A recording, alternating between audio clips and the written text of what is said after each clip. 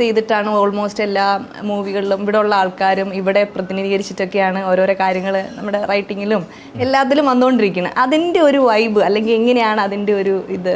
നമ്മളെപ്പോഴും ഏത് എഴുത്തുകാരനും അയാളുടെ ചുറ്റുപാടുകൾ, അയാളുടെ ജീവിത സാഹചര്യങ്ങൾ, അയാൾ കടന്നു വന്നിട്ടുള്ള വഴികളിലൂടെയാണ്, നമ്മളുടെ അനുഭവങ്ങളിലൂടെയാണ് കഥാപാത്രങ്ങളെ നമുക്ക് കിട്ടുന്നതും. നമ്മുടെ മുന്നിലൂടെ കടന്നു പോയിട്ടുള്ളവരായിരിക്കും പലപ്പോഴും. അത് ഒരു റോ മെറ്റീരിയലാണ് ശരിക്കും പറഞ്ഞാൽ. അത് അതേപടി നമ്മൾ ഡോക്യുമെൻ്ററി പോലെ പറിച്ചു നടുകയല്ല, നമ്മളെ സ്പാർക്ക് ചെയ്യുന്ന എന്തെങ്കിലും സ്വഭാവ സവിശേഷതകളുള്ള കഥാപാത്രങ്ങളായിരിക്കും. അപ്പോൾ എൻ്റെ കുട്ടിക്കാലം മുതൽ ഞാൻ ഈ ഗ്രാമപ്രദേശമായതുകൊണ്ട് ഇവിടെ വൈവിധ്യമാർന്ന ഒരുപാട് സ്വഭാവ സവിശേഷതകളുള്ള ആൾക്കാർ പലപ്പോഴും നമുക്ക് കാണാൻ പറ്റിയിട്ടുണ്ട്. അപ്പോൾ എൻ്റെ കുഞ്ഞിക്കൂനിലെ ക്യാരക്ടർ ആയാലും ചാന്തുപൊട്ടിലെ രാധയിലൊക്കെ ബേസിക്കലി അതൊരു ഡ്രാമ ആയിരുന്നല്ലോ പണ്ട്, രാജൻ പി ദേവങ്ങളുടെ ഒക്കെ കൂടെ അല്ലേ ആ ഒരു തുടക്കം. അതൊക്കെ എന്തായിരുന്നു ആ ഒരു എക്സ്പീരിയൻസ്? അല്ല, അത് ഞാൻ പല ഇന്റർവ്യൂ പറഞ്ഞിട്ടുള്ളതാണ്. എൻ്റെ കൂടെ സഹപാഠിയായിട്ട് എൻ്റെ കൂടെ ഉണ്ടായിരുന്ന കാർത്തികേയൻ എന്ന് പറയുന്ന ഒരു കഥാപാത്രം ഉണ്ടായിരുന്നു. എൻ്റെ കൂടെ പഠിച്ച സഹപാഠിയാണ്. അവൻ്റെ ഒരു കാരിക്കേച്ചറാണത്. അവന് ഈ ചാന്തുപൊട്ടിൽ അപ്പൊ അവന് ഇത്തിരി സ്ത്രൈണതയുള്ള സ്വഭാവം ഒക്കെ ഉള്ളതാണ്. അപ്പോൾ ആ ഒരു ഇൻസ്പിറേഷനിൽ നിന്നാണ് നമ്മള് ചിന്തിക്കുമ്പോൾ നമുക്ക് അതിലുള്ള ഓരോ സിനിമയിലെ ഓരോരോ ഡയലോഗ് ഇപ്പോഴും പറയും എന്തിടോ എന്നൊക്കെ പറയുമ്പോൾ നമ്മൾ ഇപ്പോഴും ചിരിക്കുമല്ലേ. അപ്പൊ അതൊരു വലിയൊരു ലെജൻഡാണ് അതൊക്കെ. നമുക്കിപ്പോ ഇന്നും കൂടി സംസാരം മധ്യ ഒരു ആള് പറഞ്ഞു, എന്തൊരു വിഷയം പറഞ്ഞപ്പോ റോസിക്ക് താല്പര്യം റോസി മാറിക്കോളും എന്ന് പറഞ്ഞു. അപ്പൊ അതുപോലെ തന്നെ ചില ഡയലോഗുകളൊക്കെ ഇപ്പോഴും ഒരു ട്രോള് പോലെയും തീർച്ചയായിട്ടും വരുന്നുണ്ട്. അത് നമുക്ക് സന്തോഷമുള്ള കാര്യമാണ്. കാരണം നമ്മള് ഒരു സാന്ദർഭികമായിട്ട് എഴുതിയ ഒരു കഥാപാത്രത്തിന്റെ ഡയലോഗുകൾ ഇപ്പോഴും പലരും എന്തിനോ വേണ്ടി തിളക്കുന്ന സാമ്പാറുകൾ എന്ന് പറഞ്ഞ രാഷ്ട്രീയത്തിൽ പോലും ഉപയോഗിക്കുന്നുണ്ട്. പിന്നെ ജൂനിയർ മാൻഡ്രേക്കിലെ ആ തല വെച്ചിട്ടുള്ള ചിരിച്ചുകൊണ്ട് കൊടുക്കണം അങ്ങനെയൊക്കെ. അതൊക്കെ ശരിക്കും ഞാൻ എന്റെ ഇതിൽ ചോദിക്കട്ടെ, അതൊക്കെ പെട്ടെന്ന് ഇങ്ങനെ വരുമോ?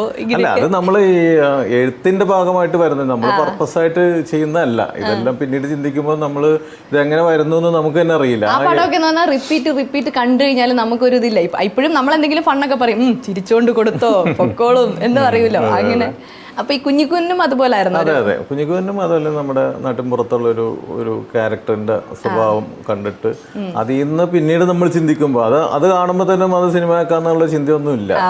നമ്മളൊരു സംഭവമായിട്ട് ആലോചനയിൽ ഇരിക്കുമ്പോൾ ഒരു പ്രത്യേകതയുള്ള ഒരു കഥാപാത്രത്തെ ഉണ്ടാക്കണം, ഇതുവരെ ചെയ്യാത്ത രീതിയിലുള്ള ഒരു കഥാപാത്രത്തെ സൃഷ്ടിക്കണം എന്നുള്ള ചിന്തയിൽ നിന്ന് ഇവരൊക്കെ അറിയാതെ മനസ്സിലേക്ക് വരുന്നതാണ്.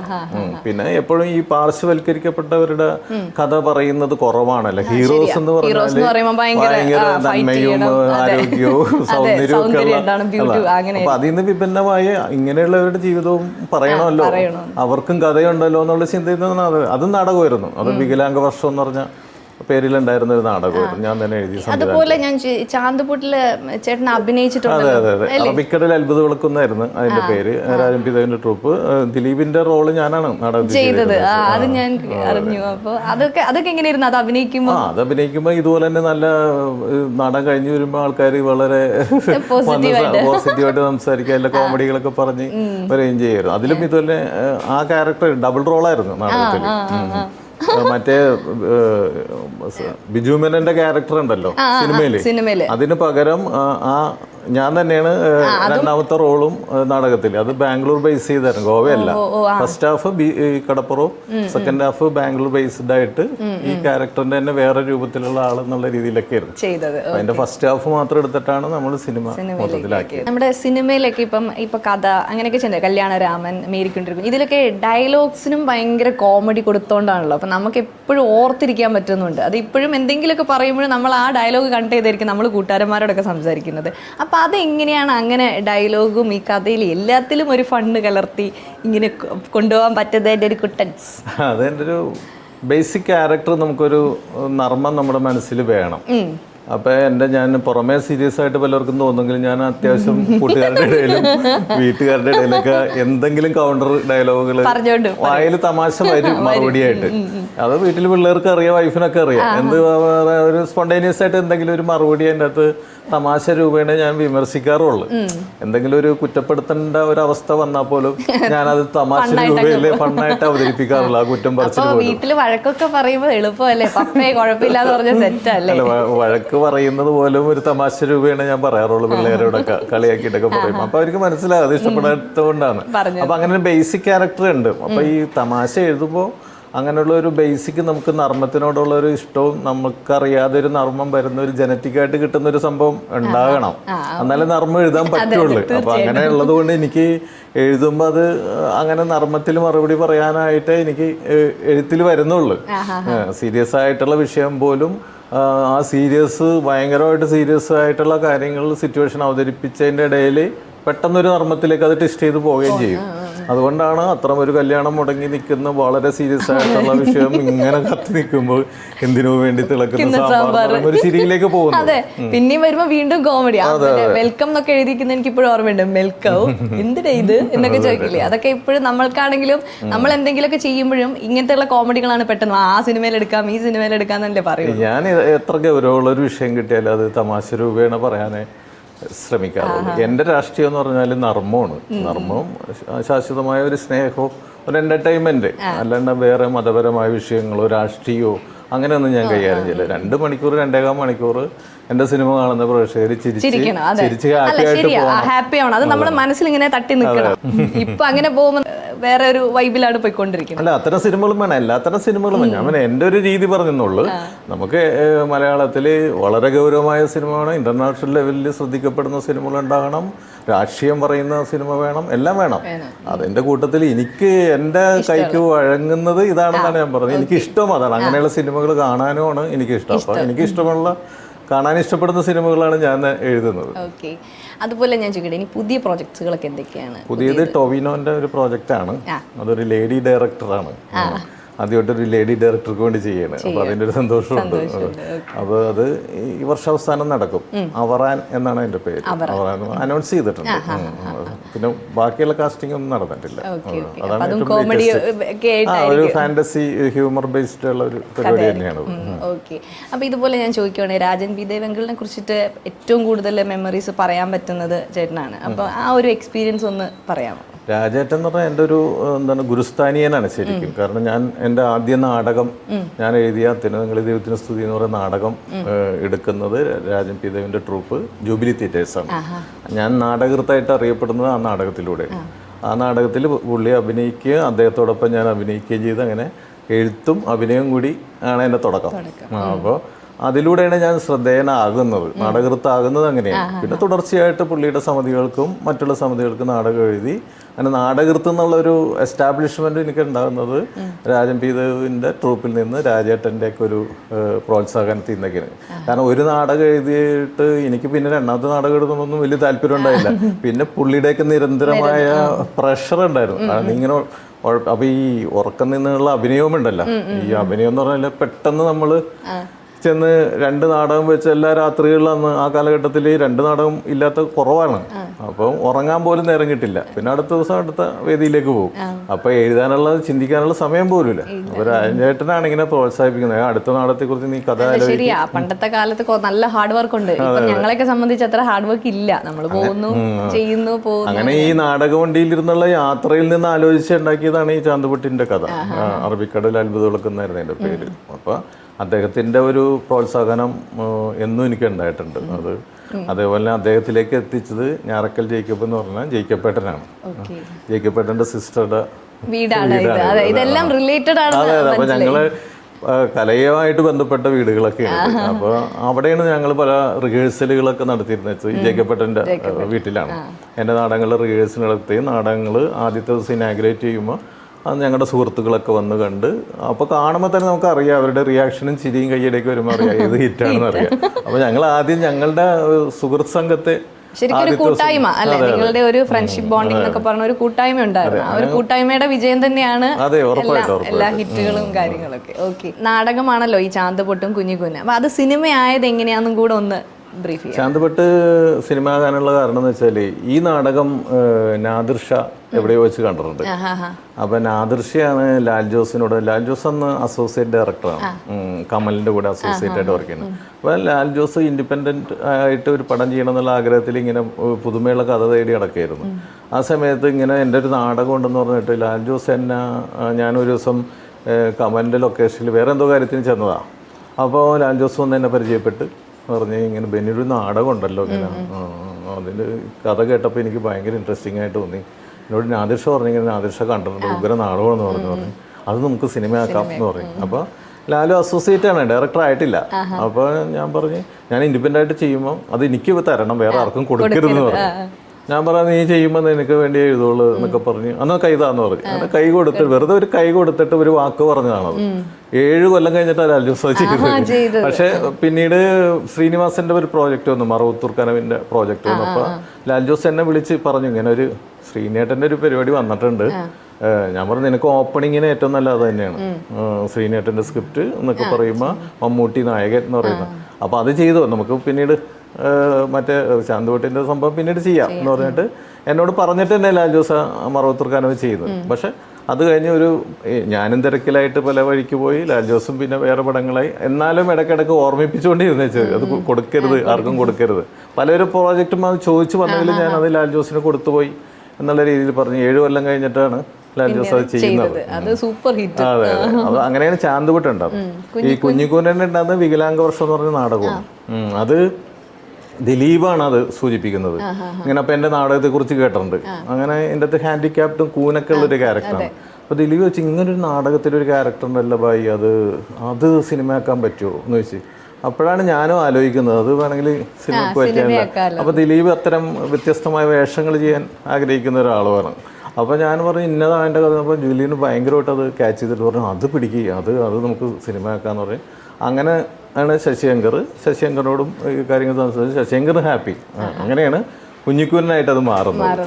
അങ്ങനെയാണ് 2 പരിപാടികളും ഓപ്പൺ ആകുന്നത്. ഓക്കെ. ഇപ്പോൾ ചേട്ടൻ്റെ മൂവിയിലൊക്കെ വളരെ ഡിഫറെൻ്റ് ആയിട്ടാണ് പേരുകളൊക്കെ ഇടുന്നത്. ഇപ്പോൾ വാസ്കോഡ് അതിനെക്കുറിച്ചൊക്കെ ഒന്ന് പറയാമോ? വളരെ ഡിഫറെൻ്റ് ആയിട്ടുള്ള പേരുകളായിരിക്കും ഓരോന്നിങ്ങനെ നമുക്കിങ്ങനെ ഓർത്തോർത്തിരിക്കാനും പറ്റും. അതെങ്ങനെയാണ് അങ്ങനെ പറ്റുന്നത്? അത് ഈ കഥയുടെ പശ്ചാത്തലം നോക്കും. ഇപ്പോൾ ചോട്ടാ മുംബൈ നടക്കുന്നത് കൊച്ചി ബാക്ക്ഗ്രൗണ്ട് അല്ലേ, ഫോർട്ട് കൊച്ചി, മട്ടാഞ്ചേരി ആ ഭാഗങ്ങളാണ്. അപ്പോൾ വാസ്കോ എന്ന് പറയുന്ന വാസ്കോഡ് ഗാമയുടെ ഒരു ചരിത്രം കൊച്ചിനെ ബേസ് ചെയ്തിട്ടുണ്ട്. അപ്പോൾ അവിടുത്തെ ഒരു കൾച്ചറിന്റെ ഭാഗമായിട്ട് ഈ കഥാപാത്രത്തിന് എന്ത് പേരിടും പറഞ്ഞപ്പോഴാണ് ഇങ്ങനെ ചിന്ത ചെയ്യുന്നതാണ്. ശരിക്കുള്ള പേര് വാസ്കോ എന്ന് വിളിക്കും, വാസ്കോഡ് ഗാമ എന്നാണ് ഫുൾ നെയിം.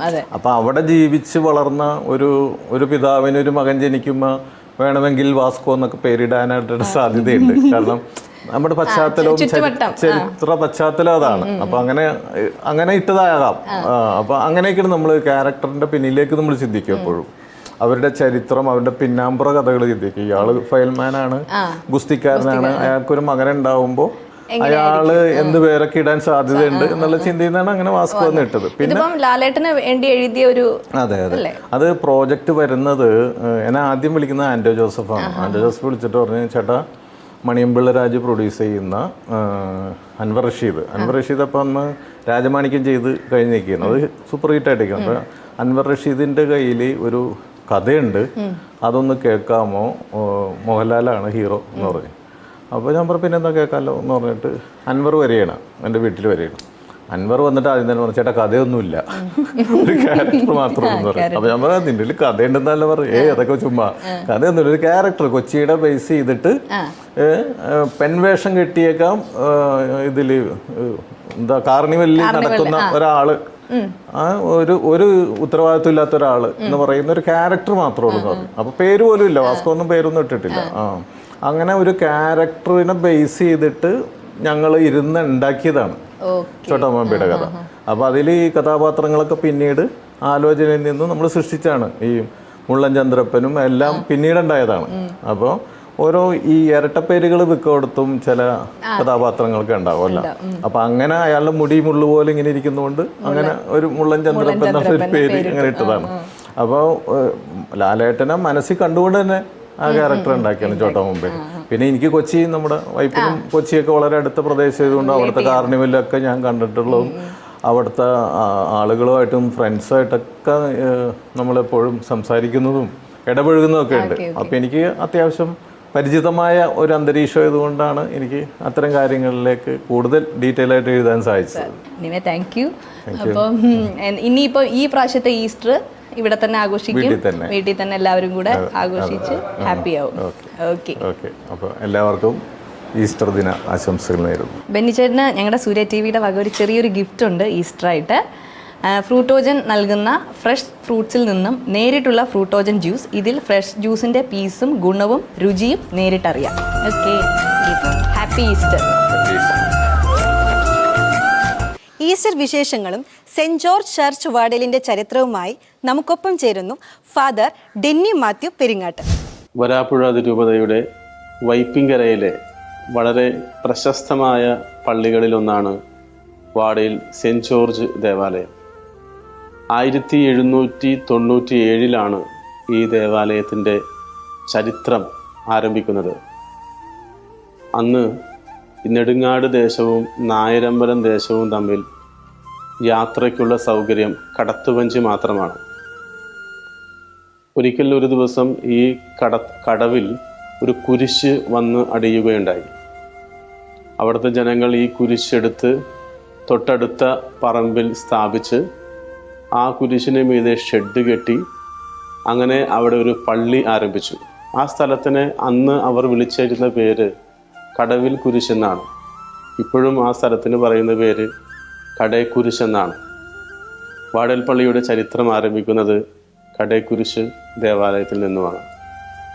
കാലങ്ങൾ പിന്നിട്ടപ്പോൾ ജനങ്ങൾ തിങ്ങി നിറഞ്ഞപ്പോൾ ഈ കടവിൽ കുരിശ് അഥവാ കടേക്കുരിശ് കപ്പേളയിൽ ജനങ്ങൾ ഉൾക്കൊള്ളാണ്ടാകാണ്ട് വന്നപ്പോൾ പാലിയത്തച്ഛൻ നൽകിയ സ്ഥലമാണ് ഇപ്പോൾ വാടയിൽ പള്ളി ഇരിക്കുന്ന ഈ സ്ഥലം. 1844 ഇവിടെ ഒരു ദേവാലയം വരുന്നത്. കടേക്കുരിശ് ദേവാലയത്തിൽ നിന്നും സ്ഥലപരിമിതി മൂലം ഇങ്ങോട്ട് ഇപ്പോൾ ഇരിക്കുന്ന ഈ സ്ഥലത്തേക്ക് ഒരു ദേവാലയം അന്ന് കവുങ്ങും മുളയും ഓലയും കൊണ്ട് പണിത് ഒരു ഷെഡ് പണിത് ആൾക്കാർ പ്രാർത്ഥിക്കാനായിട്ട് ഒരുമിച്ച് കൂടി. അന്നിവിടെ വെള്ളപ്പൊക്കത്തിൻ്റെ ശല്യം ഉണ്ടായിരുന്നു. പള്ളിയുടെ മുൻവശത്തും വശങ്ങളിലുമൊക്കെ തോട് പുഴ ഒക്കെ ഉണ്ടായിരുന്നു. പള്ളിയെ സംരക്ഷിക്കാൻ ഇവർ 4 ഭാഗത്തും വാട വെച്ചാണ് പള്ളിയെ സംരക്ഷിച്ചത്.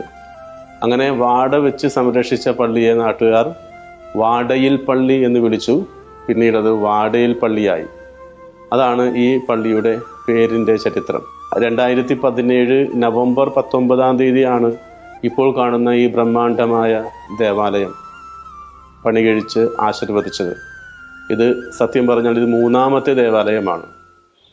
ഈ ദേവാലയത്തിൻ്റെ ഏറ്റവും വലിയ പ്രത്യേകത എന്ന് പറയുന്നത് ഈ ദേവാലയത്തിൻ്റെ മുഴുവനും പണിയും ഏതാണ്ട് 80% പണിയും ഇവിടുത്തെ ഇടവകക്കാർ ഇവരുടെ ശ്രമദാനമായി പണിതു എന്നുള്ളതാണ്. ഏറ്റവും വലിയ സന്തോഷകരമായ വാർത്ത ഈ വലിയ ബ്രഹ്മാണ്ഡമായ ദേവാലയത്തിൻ്റെ തറപ്പണി ഒറ്റ ദിവസം കൊണ്ട് ഈ ഇവിടുത്തെ ഇടവക ജനങ്ങൾ തീർത്തു എന്നുള്ളത് വളരെയധികം അസൂയാവഹമായിട്ട് എല്ലാവരും കാണുകയും കേൾക്കുകയും ചെയ്യുന്ന ഒരു കാര്യമാണ്. അങ്ങനെ എല്ലാം വളരെ സ്നേഹത്തിലും സന്തോഷത്തിലും ഐക്യത്തിലും ജീവിച്ചു പോകുന്ന വിശുദ്ധ ഗിവർഗീസിൻ്റെ നാമധേയത്തിലുള്ള ഈ സ്ഥലം, ഈ ദേവാലയം എല്ലാവരുടെയും പ്രാർത്ഥനാലയമായി അറിയപ്പെടുന്നു. എല്ലാവരും സന്തോഷത്തിലാണ്. എല്ലാവരും ഈ ദേവാലയത്തിൽ വന്ന് പ്രാർത്ഥിക്കുന്നത് കാണുമ്പോൾ വികാരിയായ എനിക്കും വളരെ സന്തോഷമുണ്ട്. ഞാൻ ഈ പള്ളിയിൽ വന്നിട്ടത് 3ാമത്തെ വർഷമാണ്. 3ാമത്തെ ഈസ്റ്ററാണ് ഈ വരുന്നത്. എനിക്കിവിടെ മറക്കാനാവാത്ത ഒരു അനുഭവം കഴിഞ്ഞ വർഷം ഉണ്ടായത് ഇങ്ങനെയാണ്. ഈ വാടേപ്പള്ളിയുടെ അങ്ങേവശം കടപ്പുറം ഭാഗമാണ്. അവിടെ വളരെ പാവപ്പെട്ട ജനങ്ങൾ, മുക്കുവന്മാരായിട്ടുള്ള മനുഷ്യർ, വെള്ളപ്പൊക്ക ഭീഷണിയിൽ ജീവിക്കുന്ന വളരെ സാധാരണക്കാരനായ കുടുംബങ്ങളാണ് അവിടെ ഉള്ളത്. ഞാൻ എല്ലാ വർഷവും ഈസ്റ്ററിന് വീട്ടിൽ പോകാറുണ്ട്. വീട്ടിൽ പോകുന്നതിന് മുമ്പ് കഴിഞ്ഞ വർഷം അവിടെയുള്ള ഒരു വീട്ടിൽ ചെന്നു. അവിടെ ഒരു മരണം നടന്നതുകൊണ്ട് വെറുതെ ഒന്ന് വീട്ടിൽ കയറി വിഷ് ചെയ്തിട്ട് പോകാനായിട്ട് ഞാൻ അവിടെ ചെന്നു. അവിടെ ചെന്നപ്പോൾ ഞാൻ പതിവില്ലാണ്ട് വികാരിച്ചൻ ഒരു ഈസ്റ്റർ ദിവസം കയറി വന്നപ്പോൾ അവർക്ക് വല്ലാണ്ടൊരു ഉത്കണ്ഠയും ടെൻഷനും ഒക്കെ ഉണ്ടായി. വീട്ടുകാരെ അങ്ങോട്ടും ഇങ്ങോട്ടൊക്കെ ഓടുന്നുണ്ട്. വീടെന്ന് പറയാൻ പറ്റില്ല, ഒരു ഷെഡാണ്, ഒരു കാലിത്തൊഴുത്ത് പോലത്തെ ഒരു ഷെഡാണ്, ഓലമേഞ്ഞൊരു ഷെഡാണ്, ചുറ്റിനും വെള്ളമാണ്. അപ്പം ഞാൻ ചെന്നപ്പോൾ ഞാൻ അവർക്ക് ചെറിയൊരു സമ്മാനം കൊടുക്കാൻ വേണ്ടിയാണ് പോയത്. അപ്പോൾ ഞാൻ ആ വീട്ടിൽ ഈസ്റ്റർ ദിവസം വളരെ പ്രതീക്ഷിക്കാണ്ട് ചെന്നപ്പോൾ അവർക്കൊരു വളരെ വലിയ ഒരു വെപ്രാളം കണ്ടപ്പോൾ ഞാൻ അവരുടെ സ്നേഹത്തോടു കൂടി അവരുടെ അടുക്കള ഭാഗത്തേക്ക് ചെന്നപ്പോൾ അവിടെ അന്ന് അവരൊന്നും വെച്ചിട്ടില്ല. അവർ യഥാർത്ഥത്തിൽ ആ വീട്ടുകാരി 2 പിള്ളേരടങ്ങുന്ന അപ്പനും അമ്മയും അടങ്ങുന്ന കുടുംബം മൊത്തം പട്ടിണിയാണ് ആ ദിവസം. അപ്പോൾ അതാണ് അവരുടെ വെപ്രാളത്തിൻ്റെ കാരണം. അപ്പോൾ എനിക്കും വല്ലാണ്ട് വിഷമമായി ഇത് കണ്ടപ്പം. ചെറിയ പിള്ളേരാണ്, പഠിക്കുന്ന പിള്ളേരാണ്. അവർക്ക് ഈ ദിവസമായിട്ട് ഒരു തുണി പോലും, അവരുടെ ഉടുപ്പ് പോലും വളരെ മുഷിഞ്ഞ് ഇരിക്കുന്ന കണ്ടപ്പോൾ എനിക്ക് വളരെയധികം സങ്കടം തോന്നി.